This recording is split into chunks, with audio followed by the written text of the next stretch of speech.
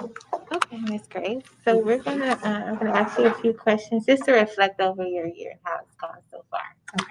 So the first question: what are you doing to ensure that students are progressing within your class?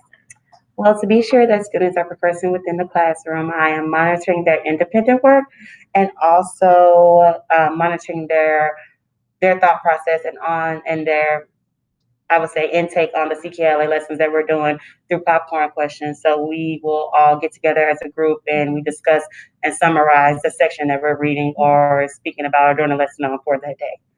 So, and also throughout their group work. Okay. Okay.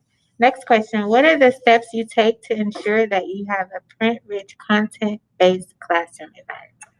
I would say I update the anchor charts as we're working together as a class. So that way the students are able to reflect on it before we get into the testing.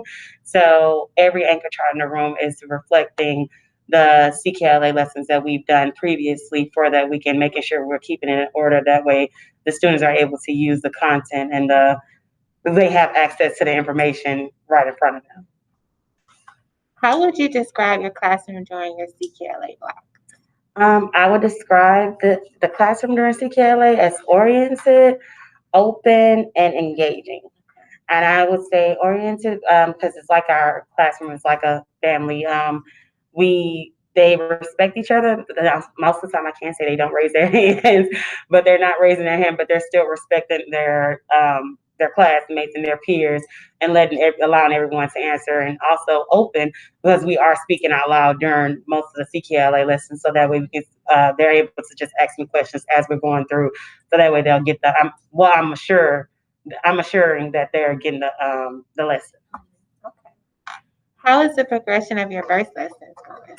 Um, we've had some schedule conflicts, but without the schedule conflicts, it's actually going pretty well.